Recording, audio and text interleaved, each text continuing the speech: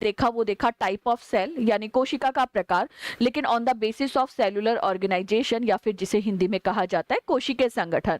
तो कोशिकीय संगठन के आधार पर आपको ये याद रखना है कि सेल जो है कोशिकीय संगठन के आधार पर सेल जो है वो दो टाइप की होती है, एक को कहा जाता है प्रोकैरियोटिक सेल और दूसरी को कहा जाता है यूकैरियोटिक सेल। जो यूकैरियोटिक सेल का डायग्राम हमने लास्ट क्लास के अंदर डिस्कस कर लिया था, तो उसके अंदर मैंने आपको ये बताया था कि जो प्रोकैरियोटिक ऑर्गेनिज्म होते हैं यानी प्रोकैरियोटिक जो जीव होते हैं, इनके अंदर जो केंद्रक पाया जाता है, इनके अंदर जो न्यूक्लियस पाया जाता है, that is of primitive type यानी लेस डेवलप्ड होता है, कम विकसित होता है, आद्य प्रकार का होता है।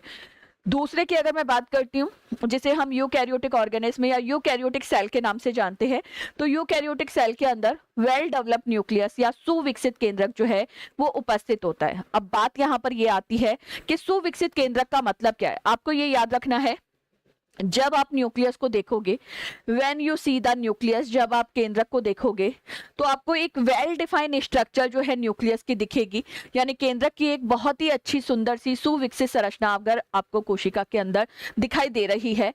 कोशिका को देखकर आप आइडेंटिफाई कर सकते हो द प्लेस ऑफ न्यूक्लियस, केंद्रक के स्थान को अगर आप पहचान सकते हो, आपको प्रॉपरली न्यूक्लियस एक जगह पर दिखाई दे रहा है, तो this type of nucleus is known as the well developed nucleus, यानी इस प्रकार के केंद्रक को सुविकसित केंद्रक जो है वो कहा जाता है। And the well developed nucleus is the feature of eukaryotic cell, मतलब सुविकसित केंद्रक जो है वो हमारी यूकैरियोटिक कोशिकाओं के अंदर क्या होता है, उपस्थित होता है।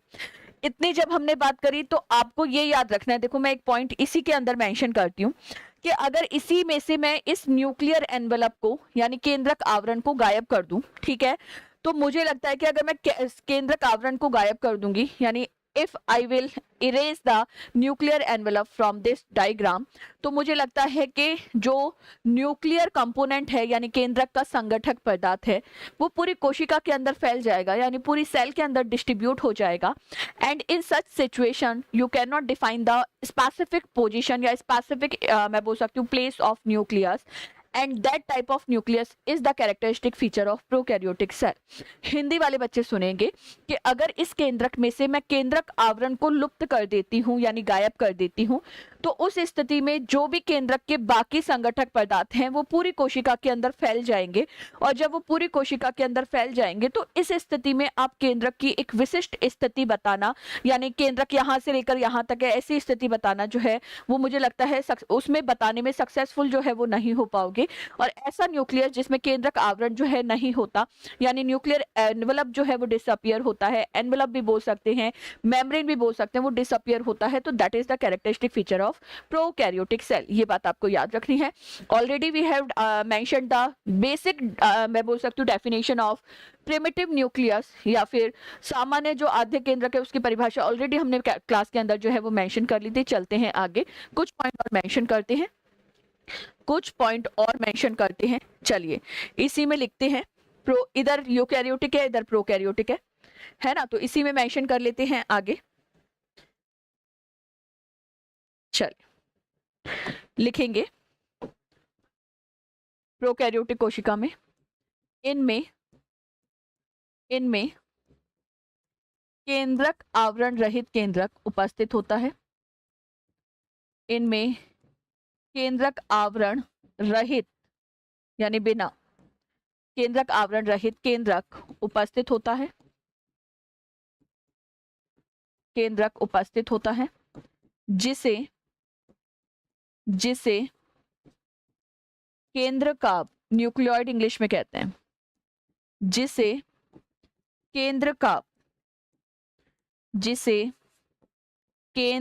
का इंग्लिश में न्यूक्लियोइड, हिंदी में भी लिख लेंगे न्यूक्लियोइड, और इसी को बेटा इंग्लिश में नेग्ड न्यूक्लियस भी बोल सकते हैं क्योंकि इसके चारों तरफ कोई कवरिंग नहीं है ना, तो लिख लेंगे नग्न केंद्रक कहा जाता है, नग्न केंद्रक कहा जाता है, नग्न केंद्रक कहा जाता है, नेग्ड न्यूक्लियस कहा जाता है। तो इनमें केंद्रक आवरण रहित केंद्रक उपस्थित होता है, केंद्रक आवरण रहित केंद्रक उपस्थित होता है जिसे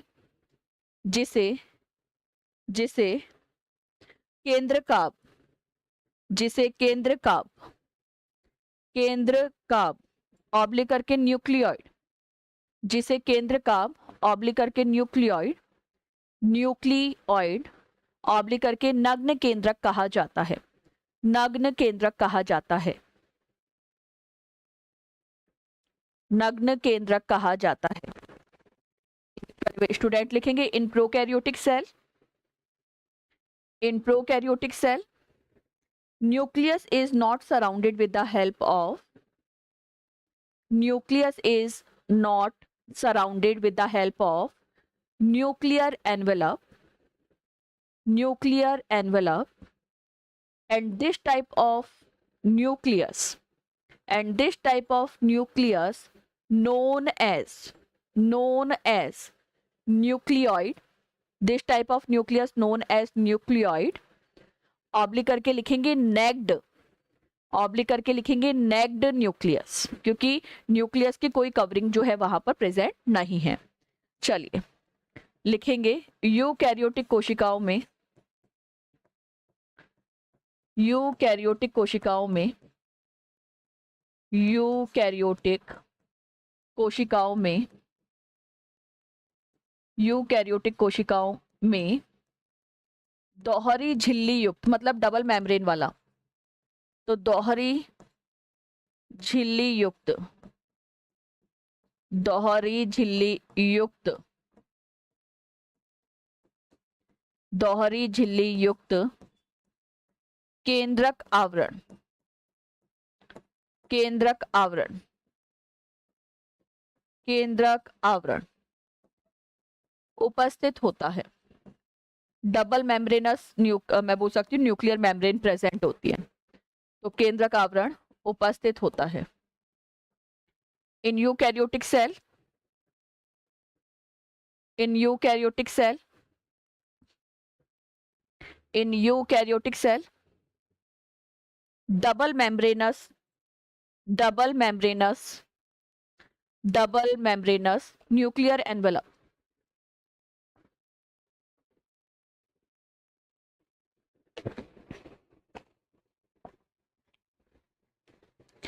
double membranous nuclear envelope, oblique करके मेम्ब्रेन भी लिख लेंगे, न्यूक्लियर एनवेलप ऑब्लिक करके membrane, membrane is present, double membranous मैं बोल सकती हूँ न्यूक्लियर एनवेलप या मेम्ब्रेन प्रेजेंट होती है। चलते हैं आगे, नेक्स्ट पॉइंट लिखेंगे। अब प्रोकैरियोटिक सेल का नेक्स्ट पॉइंट लिखेंगे, प्रोकैरियोटिक सेल का नेक्स्ट पॉइंट लिखेंगे। इनका संगठन, न्यूक्लियस की तो बात कर ली, अब नेक्स्ट पॉइंट लिखेंगे इनका संगठन, इनका संगठन सरल प्रकार का होता है, इनका संगठन सरल प्रकार का होता है, इनका संगठन सरल प्रकार का होता है, सरल प्रकार का होता है। प्रोकैरियोटिक सेल का जो कंपोजिशन होता है वो सिंपल टाइप का होता है, ठीक है। और इनका संगठन जो है अगर उधर सरल है तो यहाँ जटिल होगा, जटिल प्रकार का, जटिल प्रकार का, कॉम्प्लेक्स टाइप का कंपोजिशन होता है, ठीक है। तो हिंदी वाले बच्चों ने लिख लिया होगा, इनका संगठन सरल प्रकार का होता है प्रोकैरियोटिक सेल का। यूकैरियोटिक सेल का लिख लेंगे इनका संगठन, इनका संगठन, इनका संगठन जटिल प्रकार का होता है, जटिल प्रकार का होता है, जटिल प्रकार का होता है, ठीक है। चलिए ये पॉइंट मेंशन कर लिया, इंग्लिश वाले बच्चे लिखेंगे their composition is of simple type, their composition is of simple type, their composition is of simple type, और दूसरे में लिखेंगे their composition is of complex type, their composition is of complex type, their composition is of complex type, ठीक है। Next point लिखेंगे ये कोशिकाएं, ये कोशिकाएं आकार में कैसी होंगी, छोटी होंगी, ये कोशिकाएं आकार में छोटी होती हैं, तो ऑब्वियसली ये वाली कोशिकाएं आकार में कैसी होंगी, बड़ी होंगी, तो आकार में बड़ी होती है, अगर एक छोटी है तो दूसरी बड़ी। कंपैरेटिवली पढ़ने का रीजन ये है ताकि एक का अगर पॉइंट आपको याद रहेगा तो मुझे उम्मीद है दूसरे का भी याद रह जाएगा, है ना। तो लिख लेंगे ये कोशिकाएं आकार में छोटी होती हैं, ये कोशिकाएं आकार में छोटी होती हैं। और इस वाले में लिखेंगे यूकैरियोटिक में, ये कोशिकाएं आकार में बड़ी होती हैं, ये कोशिकाएं आकार में बड़ी होती हैं, आकार में बड़ी होती हैं। चलिए नेक्स्ट पॉइंट लिखेंगे, इन कोशिकाओं में, इन कोशिकाओं में झिल्लीबद्ध कोशिका, झिल्लीबद्ध मतलब मेम्ब्रेन बाउंड, इन कोशिकाओं में झिल्लीबद्ध कोशिका मतलब किसी झिल्ली से ढके कोशिका, झिल्लीबद्ध कोशिका इंग्लिश में कहते हैं membrane bound organelle, membrane bound organelle, membrane bound organelle, membrane bound organelle. अब मेम्ब्रेन बाउंड ऑर्गेनल का एग्जाम्पल क्या है वो देखते हैं।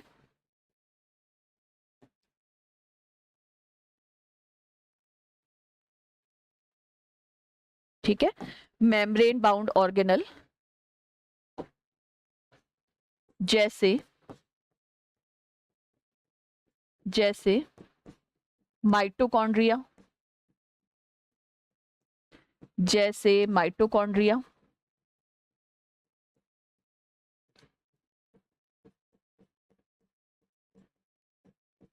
गोल्जी काय, गोल्जी काय, गोल्जी काय मतलब गोल्जी बॉडी, गोल्जी काय मतलब गोल्जी बॉडी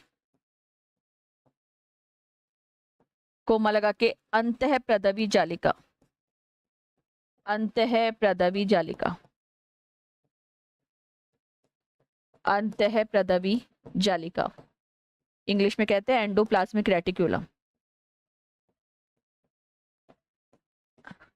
अनुपस्थित होते हैं, अनुपस्थित होते हैं मतलब जो भी ऑर्गेनल होंगे membrane bound, membrane bound organelle का एग्जांपल होता है आपका माइटोकॉन्ड्रिया, माइटोकॉन्ड्रिया के बाहर कवरिंग होती है ना।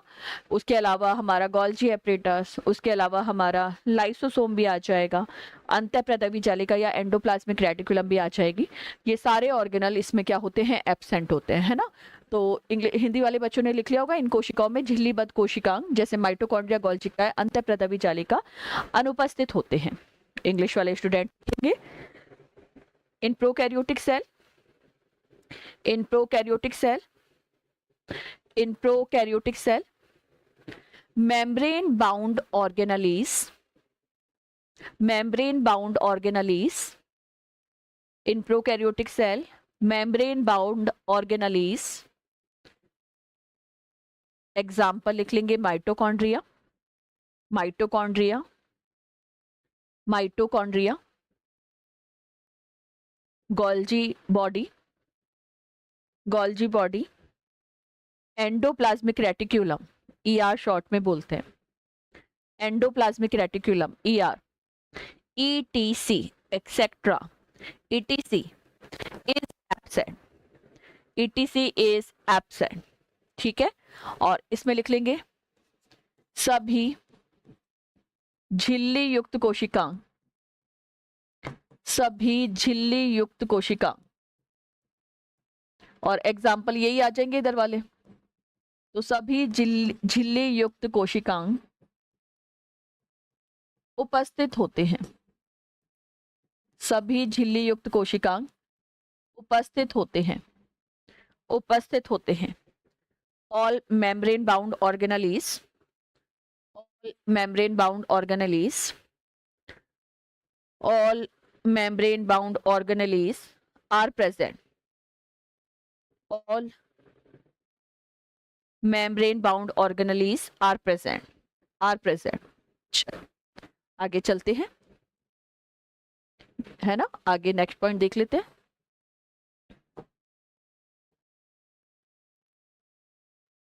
नेक्स्ट पॉइंट लिखेंगे, इनमें इनमें तारक काय, सेंट्रियोल अनुपस्थित होता है। इनमें तारक काय अनुपस्थित होता है। एक जगह अगर एब्सेंट है तो दूसरी जगह प्रेजेंट हो जाएगा। उपस्थित होता है तारक काय।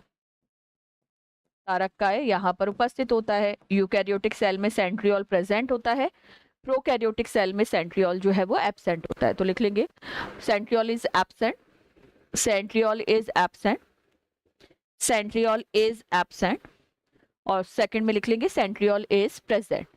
यूकैरियोटिक जो सेल होती है, यूकैरियोटिक जो सेल होती है वहां पर सेंट्रियोल जो है वो प्रेजेंट होता है यूकैरियोटिक में, और प्रोकैरियोटिक में क्या होता है, एब्सेंट होता है।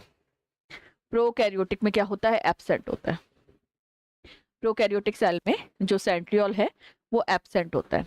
चलते हैं आगे, नेक्स्ट पॉइंट लिखेंगे। नेक्स्ट पॉइंट लिखेंगे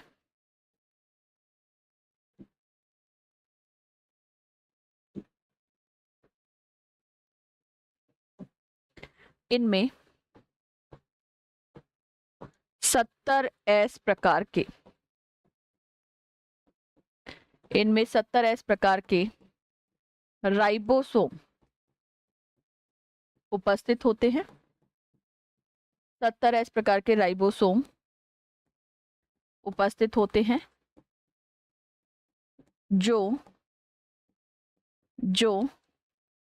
दो उप इकाइयों से मिलकर बने होते हैं, जो दो उप इकाइयों से मिलकर बने होते हैं, जो दो उप इकाइयों से मिलकर बने होते हैं, जो दो उप इकाइयों से मिलकर बने होते हैं। इंग्लिश वाले बच्चे लिखेंगे they have 70S type of ribosome. They have 70S type of ribosome, which is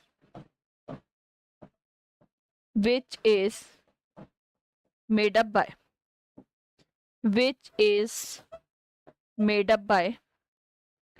two subunits, which is made up by two subunits, which is made up by two subunits. एक smaller सब unit छोटी उप इकाई और दूसरी बड़ी उप इकाई। तो एज इट इज लिख लेंगे हिंदी और इंग्लिश वाले बच्चे, वन इज स्मॉलर सब unit and one is larger सब यूनिट। वन इज स्मॉलर सब unit and one is larger सब यूनिट। तो स्मॉलर सब यूनिट जो है वो हमारी होती है 30S, छोटी उप इकाई जो है वो होती है 30S। एस का मतलब यहाँ पर सेडिमेंटेशन कोएफिशिएंट होता है, जिसे स्वेडबर्ग यूनिट भी कहते हैं राइबोसोम में, है ना।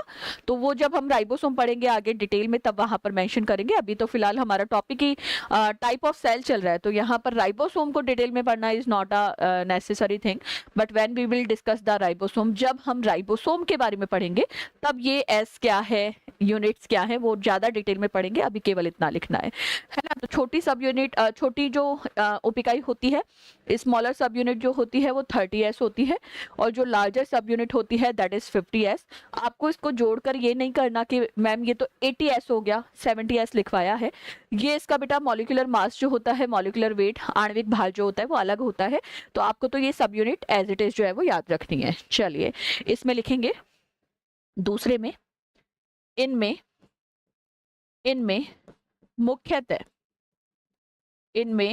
मुख्यतः 80S प्रकार के राइबोसोम, 80S प्रकार के राइबोसोम उपस्थित होते हैं। 80S प्रकार के राइबोसोम उपस्थित होते हैं। इनमें मुख्यतः 80S प्रकार के राइबोसोम उपस्थित होते हैं, जो दो उप इकाइयों से मिलकर बनते हैं, जो दो उप इकाइयों से मिलकर बनते हैं। सेम लिख देंगे, एक छोटी इकाई और एक बड़ी इकाई, एक छोटी उप इकाई और एक बड़ी उप इकाई। छोटी उप इकाई हो जाएगी 40S, छोटी उप इकाई यानी स्मॉलर सब यूनिट हो जाएगी 40S। जैसे वहां लिखा है सेम यहाँ पर लिखना है ना। तो छोटी जो सब यूनिट है वो हो जाएगी आपकी 40s और जो बड़ी सब यूनिट है वो हो जाएगी 60s। इसका भी टोटल करोगे तो 100 आएगा, बट उसमें आपको कंफ्यूज होने की जरूरत नहीं है। ये 80s टाइप ऑफ राइबोसोम है जो 2 सब यूनिट से मिलकर बना होता है, the 48s and the 60s, यानी 40s और 60s मिलकर 80s राइबोसोम जो है वो बनता है, and that is present in the eukaryotic cell. मतलब ये 80s प्रकार का राइबोसोम जो है वो आपका कहाँ पर उपस्थित होता है? यूकैरियोटिक सेल में। अगर प्रोकैरियोटिक सेल में पूछेगा तो 70s टाइप का। ठीक है, इतनी बात लिख लेंगे एक बार और फिर चलेंगे आगे। इतनी बात लिखेंगे और फिर चलेंगे आगे।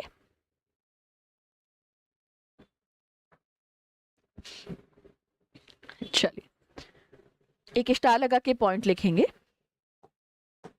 स्टार लगा के एक पॉइंट मेंशन करेंगे।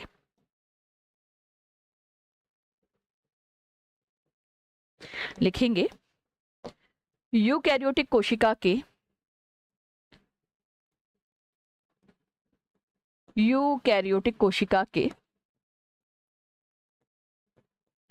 कुछ विशिष्ट कोशिकांगों,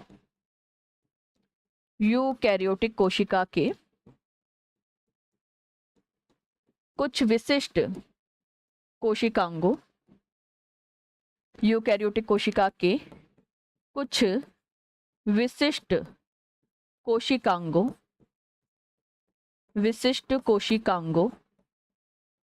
में 70s प्रकार का 70s प्रकार के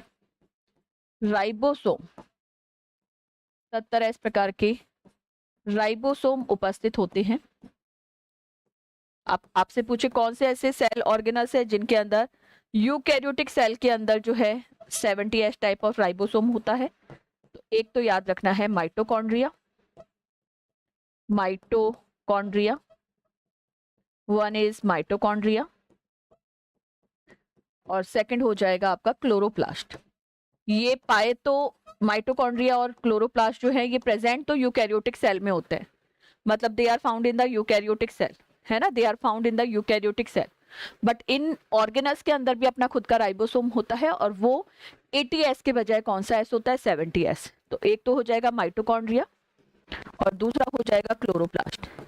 ये 2 ऑर्गेनल्स के नाम या कोशिकांगों के नाम आपको याद रखने हैं, जिसमें आपका 70s type of ribosome present होता है, जबकि ये प्रोकैरियोटिक सेल नहीं यूकैरियोटिक सेल के पार्ट होते हैं, है ना।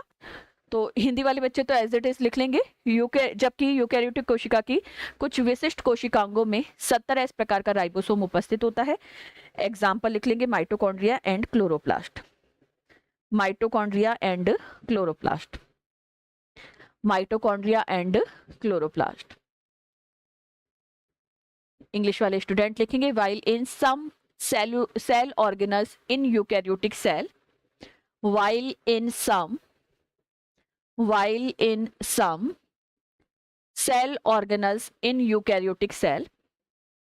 in some cell organelles in eukaryotic cell, 70s type of ribosome, 70s type of ribosome are present, 70s type of ribosome are present। और एग्जाम्पल लिख लेंगे क्लोरोप्लास्ट एंड माइटोकॉन्ड्रिया, एग्जाम्पल लिखेंगे chloroplast and mitochondria.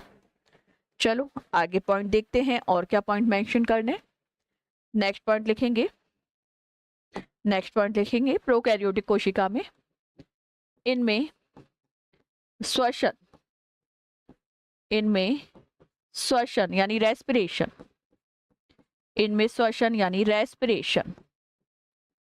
Mesosome की सहायता से होता है। इनमें रेस्पिरेशन मीजोसोम की सहायता से होता है, मतलब इनके पास में कुछ स्पेसिफिक स्ट्रक्चर्स होती हैं प्रोकैरियोटिक सेल्स के पास में, जो रेस्पिरेशन में या सेलुलर रेस्पिरेशन में इन्वॉल्व होती हैं। ये तो हो गया प्रोकैरियोटिक की बात। अगर मैं यूकैरियोटिक की बात करूंगी तो आपको अच्छे से पता है कि यूकैरियोटिक सेल के अंदर हमारी बात कर लेते हैं।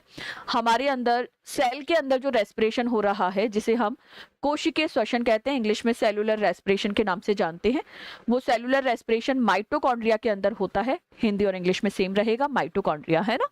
तो लिख लेंगे इनमें श्वसन मीजोसोम में संपन्न होता है, और इसमें लिख लेंगे इनमें श्वसन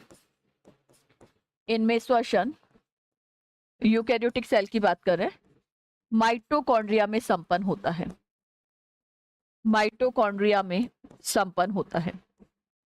इनमें श्वसन माइटोकॉन्ड्रिया में संपन्न होता है, माइटोकॉन्ड्रिया में संपन्न होता है। किस्मत अगर हमारी अच्छी रही तो हो सकता है क्वेश्चन आपको देखने को यही मिल जाएगा कि प्रोकैरियोटिक और यूकैरियोटिक कोशिका में क्या अंतर होता है, विस्तार पूर्वक बताइए। यानी write the detailed account of differences present between the prokaryotic and eukaryotic cell. तो जिस तरीके से हम लिख रहे हैं एज इट इज आपको लिखना है। दूसरी बात, when we talk about the biology, जब हम जीव विज्ञान की बात करते हैं, either if I am talking about the botany और द जूलॉजी, चाहे मैं बॉटनी की बात करूं चाहे मैं जूलॉजी की बात करूं, आपको अपने आंसर में पेजेस भरने की नीड नहीं होती। यानी बहुत सारे पेज भरेंगे तो ही हमें नंबर मिलेगा, ऐसा नहीं होता। आप short and sweet flow chart का यूज करके, टेबल का यूज करके अगर आप अपना एप्रोप्रिएट आंसर लिख रहे हैं, चाहे पेजेस कम हो तो भी आपको नंबर जो है वो पूरे मिल जाते हैं ना। ऐसा नहीं है कि पेजेस भरेंगे तो ही नंबर मिलेंगे। आप शॉर्ट एंड स्वीट फॉर्म में भी अगर अपना आंसर लिख रहे हैं और आंसर के जितने इंपॉर्टेंट पॉइंट आपसे पूछे गए हैं अगर वो सारे मेंशन आप लोग कर रहे हो तो आपको शॉर्ट एंड स्वीट आंसर के भी बहुत अच्छे नंबर जो है वो मिल जाएंगे। तो ये चीज आपको फिक्स रखनी है। बायोलॉजी के अंदर जितने फ्लो चार्ट का यूज कर सकते हो करो, बायोलॉजी के अंदर जितनी टेबल्स बना सकते हो वो बनाओ, टेबुलर फॉर्म में डिटेल बताओ, और वो कहीं ना कहीं जो आपका कॉपी चेक करने वाले जो भी आपके टीचर्स होते हैं, एग्जामिनर्स होते हैं, उनके लिए भी आसान होता है। आपके आंसर को देखकर, आपके आंसर्स की हेडिंग्स को देखकर उन्हें पता चल जाएगा कि इस क्वेश्चन के आंसर के अंदर क्या क्या चीजें लिखी हुई है। एक एक लाइन को पढ़ना इज नॉट पॉसिबल और कोई भी नहीं पढ़ता। तो उस सिचुएशन में अगर हेडिंग्स वगैरह को अच्छे से देख लेंगे और लगेगा कि हाँ हेडिंग सही है, सारी हेडिंग सही है, तो वो अंदाज लगा लेंगे कि इसके अंदर जो मटेरियल लिखा हुआ है वो भी सही है। तो ये चीज आपको करना है, अट्रैक्टिव हेडिंग्स का यूज करना है, टेबल्स का यूज करना है, फ्लो चार्ट्स का यूज करना है, और आपका कहीं ना कहीं शॉर्ट एंड स्वीट आंसर भी बहुत अच्छे मार्क्स जो है वो आपको दिलवाएगा, है ना। तो प्रोकैरियोटिक और यूकैरियोटिक के अंदर अगर डिफरेंस पूछता है तो इस तरीके से टेबल बना के ही आपको एक्सप्लेन करना है। चलिए नेक्स्ट पॉइंट लिखेंगे। अच्छा, इंग्लिश वाले बच्चे लिखेंगे respiration occur with the help of, prokaryotic cell में लिखेंगे respiration occur with the help of, respiration occur with the help of, respiration occur with the help of, respiration occur with the help of mesosome, mesosome, और दूसरे में लिख लेंगे respiration occur with the help of mitochondria, respiration occur with the help of mitochondria. उधर mesosome से respiration होगा, यहाँ पर माइटोकॉन्ड्रिया से होगा। चलिए नेक्स्ट पॉइंट लिखेंगे। इनमें वृत्ताकार डीएनए, इनमें वृत्ताकार डीएनए, वृत्ताकार को इंग्लिश में कहते हैं सर्कुलर डीएनए उपस्थित होता है। इनमें वृत्ताकार डीएनए उपस्थित होता है। अगर मैं प्लस एंटी लगा रही हूँ, प्लस एंटी लिख रही हूँ इसका मतलब प्रेजेंट, और माइनस एंटी लिखूंगी उसका मतलब एब्सेंट, है ना। तो याद रखना प्लस एंटी मतलब प्रेजेंट उपस्थित, माइनस एंटी लिखूंगी मतलब अनुपस्थित, है ना। तो इनमें वृत्ताकार डीएनए उपस्थित होता है, वृत्ताकार डीएनए उपस्थित होता है। They have circular DNA, they have circular DNA, they have circular DNA. और दूसरे में लिखेंगे इनमें, इनमें रेखीय डीएनए उपस्थित होता है। एक में सर्कुलर डीएनए है, दूसरे में लीनियर डीएनए है।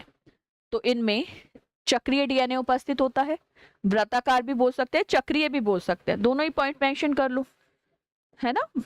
वृत्ताकार या फिर चक्रीय डीएनए उपस्थित होता है। They have circular DNA, they have circular DNA. और दूसरे में लिख लेंगे they have linear DNA, they have linear DNA, they have linear DNA. इनमें रेखीय डीएनए होता है। अब एक पॉइंट जो मैं मेंशन करूंगी, आई थिंक सो आपने 12th क्लास के अंदर पढ़ा हुआ भी है वो टॉपिक।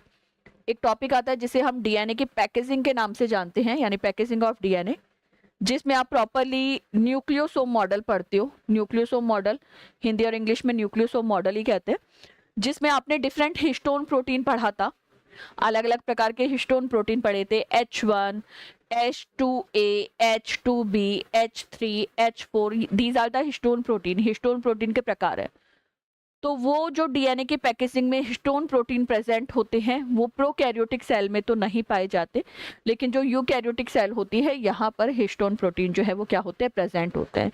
तो लिख लेंगे इनमें हिस्टोन प्रोटीन का अभाव होता है। इनमें हिस्टोन प्रोटीन का अभाव होता है, मतलब अभाव मतलब एब्सेंट होते हैं। इनमें हिस्टोन प्रोटीन का अभाव होता है। Histone proteins are absent. English वाले बच्चे डायरेक्ट लिखेंगे histone proteins are absent. Histone proteins are absent. Histone proteins are absent. Histone proteins are absent.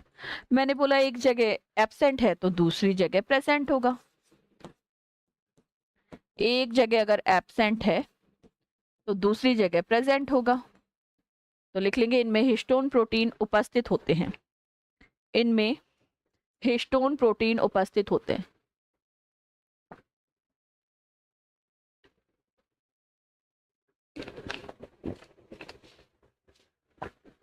इनमें हिस्टोन प्रोटीन उपस्थित होते हैं।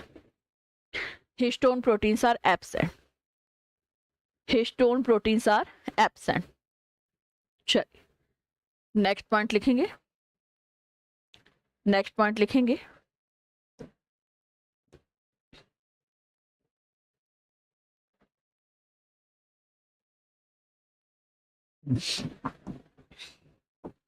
इनमें कशाभिकाओं, इनमें कशाभिका मतलब फ्लैजेला। क्या होता है फ्लैजेला वो मैं बताऊंगी, डोंट वरी, है ना। एक बार लिखेंगे इनमें कशाभिका। इनमें कशाभिकाओं में 9+2 9+2 संरचना 9+2 संरचना अनुपस्थित होती है। 9+2 संरचना अनुपस्थित होती है। 9+2 अरेंजमेंट कहते हैं, वो इसके अंदर फ्लैजिला के अंदर एब्सेंट होता है। तो 9+2 संरचना अनुपस्थित होती है।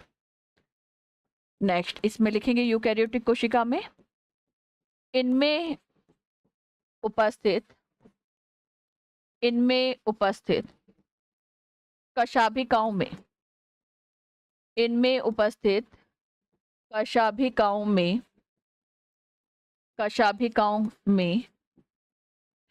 9+2 संरचना 9+2 संरचना उपस्थित होती है।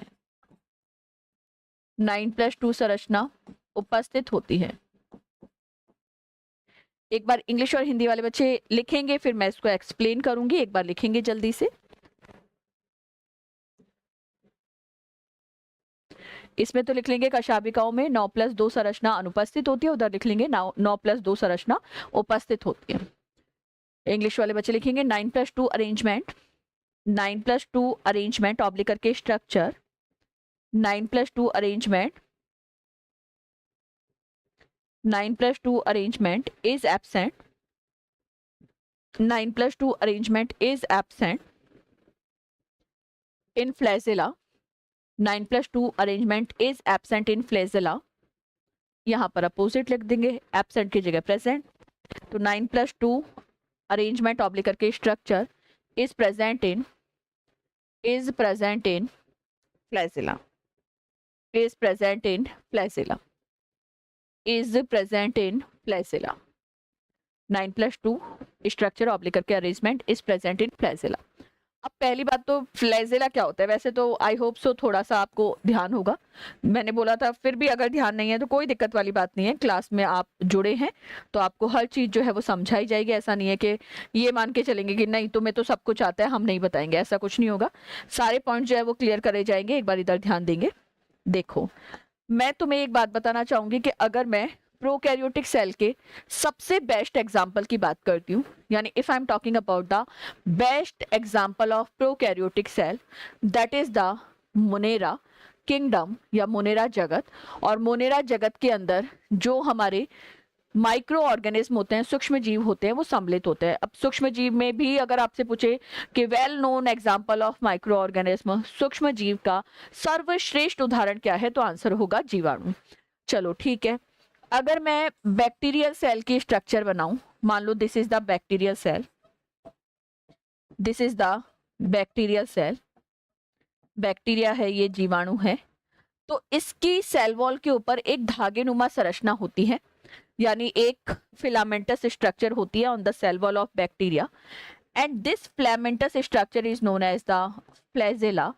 This filamentous structure is known as the flagella, या फिर जिसे हिंदी में कहा जाता है कशाभिक। अब कशाभिक है क्या, वो सुनेंगे।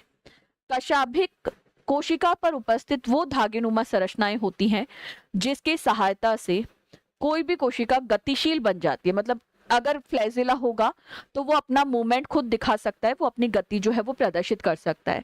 तो ये तो हो गया कि भाई कशाभिक क्या है। चलो ठीक है, बेसिकली एक बार डायग्राम ड्रॉ करेंगे, फिर इसका आगे का पॉइंट समझेंगे कि व्हाट इज द 9+2 अरेंजमेंट।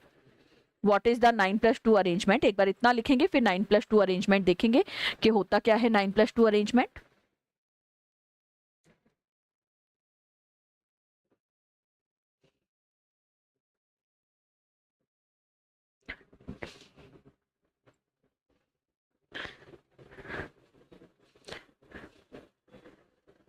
इसमें फ्लैजिला के नीचे इसका फंक्शन भी लिख लेंगे यहीं पर ताकि याद रह जाए।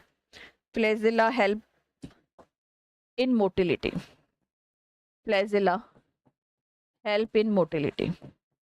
मोटिलिटी मतलब गति, गतिशीलता में सहायक, गतिशीलता में सहायक, गतिशीलता में सहायक। अब एक बात तो ये दिख रही है आपको, फ्लैजिला यहाँ भी होगा, फ्लैजिला वहां भी होगा, मतलब दोनों जगह फ्लैजिला होते हैं। तो वहां पर भी सेल जो होगी, चाहे वो हमारी प्लांट सेल हो चाहे एनिमल सेल हो। बेसिकली मैं प्लांट सेल का बेस्ट एग्जांपल यहाँ पर देना चाहूंगी कि उनके पास में फ्लैजिला ज्यादा होते हैं। फ्लैजिला अगर होंगे तो जब सिंपल ये समझना कि दिस इज द फ्लैजिला, ये पेन जो है हमारा ये फ्लैजिला है। अगर मैं इसको कट करती हूँ, अगर मैं इस पेन को कट करती हूँ, ठीक है, राउंड शेप का है ऑब्वियसली, गोलाकार है, और जब मैं इसको कट करती हूँ तो मुझे इसके अंदर ऐसी ट्यूबुलर स्ट्रक्चर दिखेगी या गोलाकार संरचना दिखेगी। अब इस गोलाकार संरचना के अंदर बहुत सारी माइक्रोट्यूब्यूल्स यानी सूक्ष्म नलिकाएं उपस्थित होती हैं, जो एक तो ऐसे प्रेजेंट होती है सेंटर पार्ट में, दो बना दी मैंने, चश्मा नहीं है, ये माइक्रोट्यूब्यूल्स है ना, सूक्ष्म नलिका।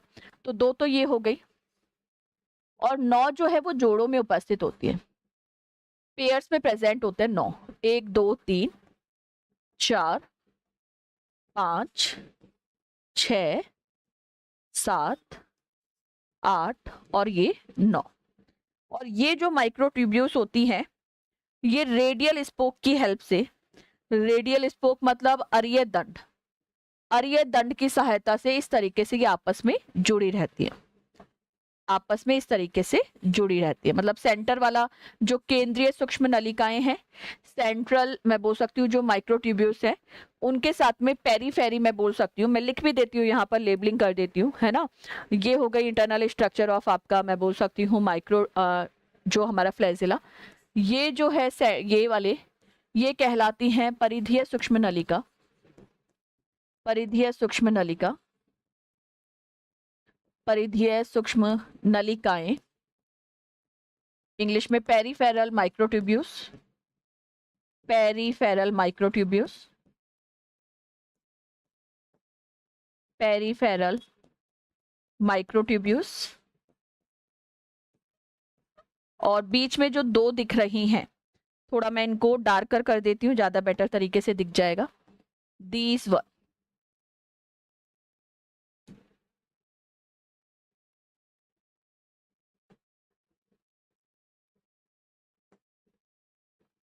ठीक है। ये जो सेंट्रल वाली होती हैं ये कहलाती हैं आपकी सेंट्रल माइक्रोट्यूब्यूल्स, सेंट्रल माइक्रोट्यूब्यूल्स, या फिर हिंदी में कहा जाता है केंद्रीय सूक्ष्म नलिकाएं। हिंदी में कहते हैं केंद्रीय सूक्ष्म नलिकाएं। प्रोटीन से बनी रहती हैं ये माइक्रोट्यूब्यूल्स जो होती हैं, that are made up by the proteins. ठीक है, अब ध्यान से देखेंगे। मैंने बताया ये तो दो हैं जो सेंटर पार्ट में है, और एक कहीं यहां से स्टार्ट कर लेते हैं, 1 2 3 4 5 6 7 8 और 9, यानी परिधीय सूक्ष्म नलिकाओं की संख्या, यानी पेरिफेरल जो माइक्रोट्यूब्यूल्स होती हैं ये तो हो जाती हैं 9, और जो सेंट्रल माइक्रोट्यूब्यूल्स हो जाती हैं ये हो जाती हैं 2, और इसी अरेंजमेंट को हम कहते हैं 9+2 स्ट्रक्चर। इसी संरचना को कहते हैं 9+2 स्ट्रक्चर, 9+2 संरचना। अब ये स्ट्रक्चर फ्लैजिला में मिलती है, यानी कशाबिक में मिलती है, लेकिन वो कशाबिक किस में होगा, आपका यूकैरियोटिक सेल में होगा। प्रोकैरियोटिक सेल की जब इंटरनल स्ट्रक्चर देखेंगे, फ्लैजिला की, कशाबिक की जब आंतरिक संरचना देखेंगे, तो ऐसा कोई 9+2 का अरेंजमेंट हमें देखने को नहीं मिलता। तो जल्दी से इसको ड्रॉ करेंगे और फिर चलते हैं आगे। जल्दी से इसको ड्रॉ करेंगे फिर चलते हैं आगे। 9+2 अरेंजमेंट हमें पता होना चाहिए, 9+2 स्ट्रक्चर होती क्या है। मुझे उम्मीद है आपको डायग्राम बनाने के बाद में पता चल गया कि 9+2 स्ट्रक्चर होती क्या है।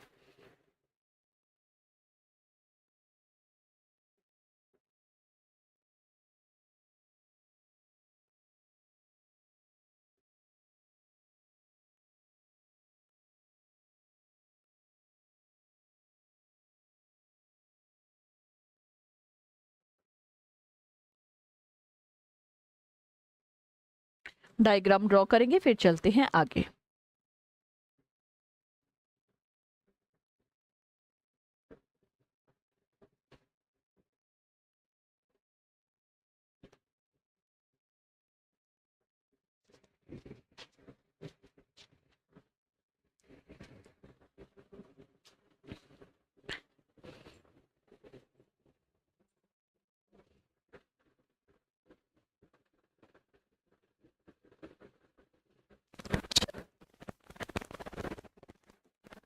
नेक्स्ट पॉइंट मेंशन करते हैं।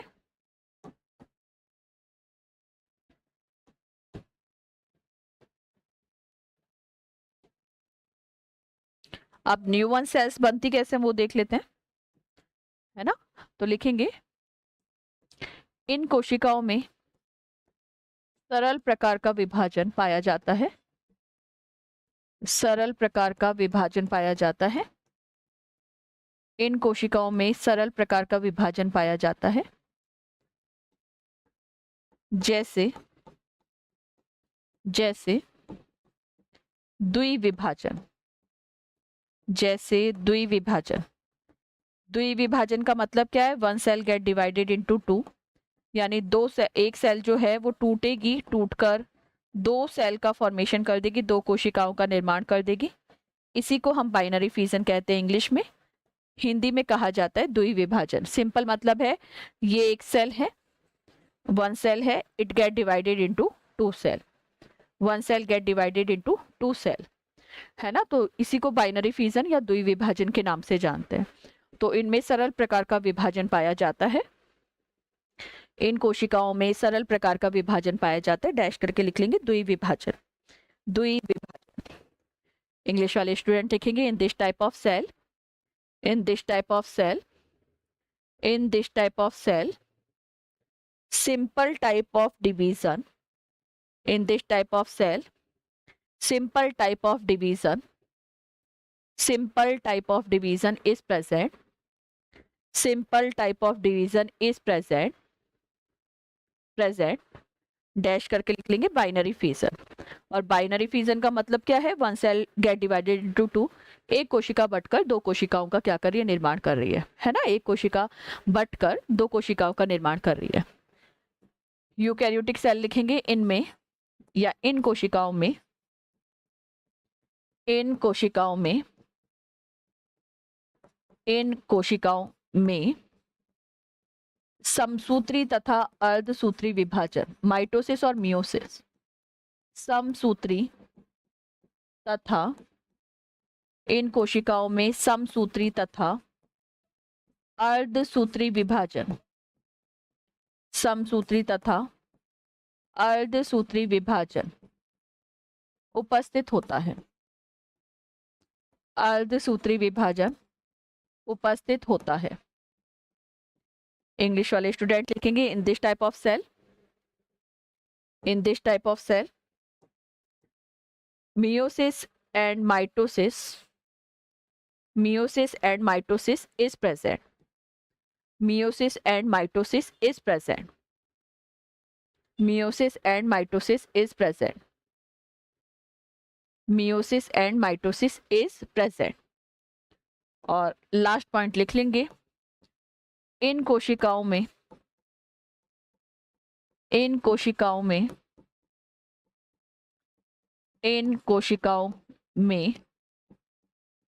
नाइट्रोजन स्थिरीकरण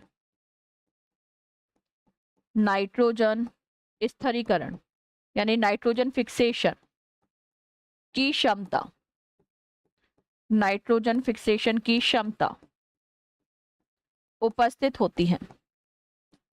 इन कोशिकाओं में नाइट्रोजन फिक्सेशन या नाइट्रोजन स्थिरीकरण करने की क्षमता उपस्थित होती है। These cells have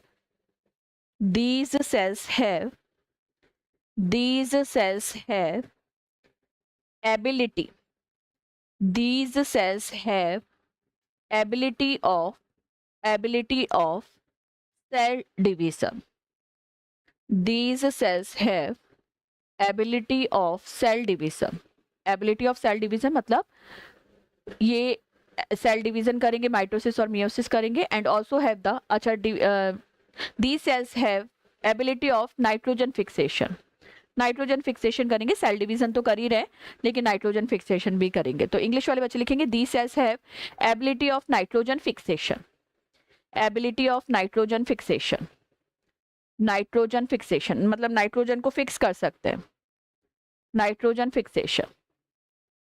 और अगर इनमें है तो इनमें नहीं होगी, अगर एक में प्रेजेंट है तो दूसरे में नहीं होगी। तो लिख लेंगे नाइट्रोजन स्थिरीकरण की क्षमता अनुपस्थित, नाइट्रोजन स्थिरीकरण, नाइट्रोजन स्थिरीकरण की क्षमता, नाइट्रोजन स्थिरीकरण करने की क्षमता अनुपस्थित होती है, नाइट्रोजन स्थिरीकरण करने की क्षमता अनुपस्थित होती है।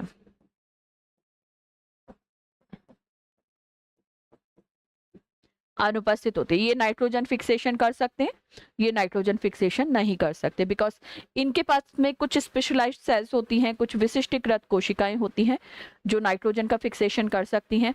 नाइट्रोजन का फिक्सेशन करने का मतलब क्या है कि जो एटमॉस्फेरिक नाइट्रोजन होती है, जो वातावरण में उपस्थित नाइट्रोजन होती है, उसको उसके कंपाउंड में या यौगिकों में बदला जाता है और उसी प्रक्रिया को नाइट्रोजन फिक्सेशन या नाइट्रोजन स्थिरीकरण कहा जाता है। तो इनके पास तो एबिलिटी होती है कि एटमॉस्फेरिक नाइट्रोजन को ये नाइट्रोजन के कंपाउंड में बदल देंगे, यानी वातावरणीय नाइट्रोजन को उसके यौगिकों में बदल देंगे, पर इनके पास में ऐसी कोई सेल्स या कोई एबिलिटी नहीं होती ताकि वो नाइट्रोजन फिक्सेशन कर पाए और एटमॉस्फेरिक नाइट्रोजन को नाइट्रोजन के कंपाउंड में बदल पाए। तो इंग्लिश वाले बच्चे यूकैरियोटिक सेल में लिखेंगे, इंग्लिश वाले स्टूडेंट यूकैरियोटिक सेल में लिखेंगे they don't have the ability of, they don't have the ability of, they don't have the ability of nitrogen fixation, nitrogen fixation, nitrogen fixation। Prokaryotic जो है वो nitrogen fixation कर सकते हैं, ये नहीं कर सकते। इतनी बात करी तो लास्ट पॉइंट लिखेंगे अब खत्म प्रोकैरियोटिक सेल और यूकैरियोटिक सेल। लिखेंगे एग्जाम्पल, पहला एग्जाम्पल लिखेंगे मोनेरा जगत के मोनेरा जगत के सभी सदस्य, मोनेरा जगत के सभी सदस्य।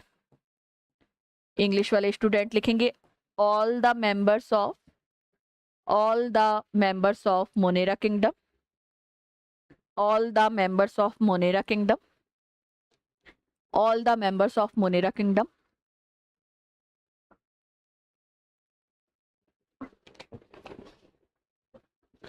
All the members of Monera kingdom. मैंने बोला था मोनेरा में सारे माइक्रो ऑर्गेनिज्म आ जाते हैं, तो लिखेंगे सूक्ष्म जीव, सूक्ष्म जीव। इंग्लिश वाले स्टूडेंट लिखेंगे माइक्रो ऑर्गेनिज्म, सूक्ष्म जीव ऑब्लिक करके माइक्रो ऑर्गेनिज्म, सूक्ष्म जीव ऑब्लिक करके माइक्रो ऑर्गेनिज्म। एक मैंने आपको स्मॉलेस्ट माइक्रो ऑर्गेनिज्म बताया था, स्मॉलेस्ट माइक्रो ऑर्गेनिज्म, और सबसे छोटी कोशिका भी था, वो स्मॉलेस्ट सेल भी था, जिसका नाम है माइकोप्लाज्मा, माइकोप्लाज्मा, माइकोप्लाज्मा। और फिर लिखेंगे नीलहरी शैवाल, नीलहरी शैवाल, और इस नीलहरी शैवाल को ही कहा जाता है साइनोबैक्टीरियम, नीलहरी शैवाल, या फिर इसी को साइनोबैक्टीरिया भी कहते हैं। इंग्लिश वाले स्टूडेंट लिखेंगे blue green algae, blue green algae, और ब्लू ग्रीन एल्गी को ही कहा जाता है साइनोबैक्टीरिया। तो these are the examples of prokaryotic cell. ये सभी हमारे प्रोकैरियोटिक कोशिका के क्या है, उदाहरण है। प्रोकैरियोटिक सेल के एग्जाम्पल देख लिए, तो यूकैरियोटिक सेल के भी देख लेते हैं। प्रोकैरियोटिक सेल के एग्जाम्पल देख लिए, तो यूकैरियोटिक सेल के एग्जाम्पल भी लिख लेते हैं, यूकैरियोटिक सेल के भी एग्जाम्पल लिख लेते हैं। लिखेंगे प्रोटिस्टा जगत के सभी सदस्य, प्रोटिस्टा जगत के सभी सदस्य, प्रोटिस्टा जगत के सभी सदस्य, all the members of protista kingdom, fungi kingdom, fungi kingdom, plantae kingdom, fungi kingdom, plantae kingdom, and animal kingdom, and animal kingdom, and animal kingdom. All the members of protista kingdom, fungi kingdom, plantae kingdom, and animalia kingdom, plantae kingdom and animalia kingdom, plantae kingdom and animalia kingdom. और यहीं पर आपका topic prokaryotic cell and eukaryotic cell, यानी जो हमारी prokaryotic कोशिका और eukaryotic कोशिका टॉपिक था वो पूरा होता है। हो सकता है, मैंने बोला था क्वेश्चन यही आ जाए कि write the differences between the prokaryotic cell and eukaryotic cell, यानी प्रोकैरियोटिक कोशिका और यूकैरियोटिक कोशिका में अंतर को विस्तार पूर्वक बताइए। तो आपको इस तरीके से मेंशन करके और सारा आंसर जो है वो अपना देना है। अब जो नेक्स्ट टॉपिक हमें पढ़ना है वो पढ़ना है कि यूकैरियोटिक सेल में हम दो स्पेसिफिक सेल पढ़ते हैं, one is the plant cell and the second one is the animal cell.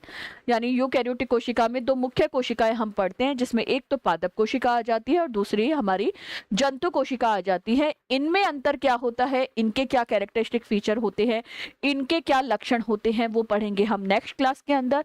अभी के लिए इतना ही। Thank you so much.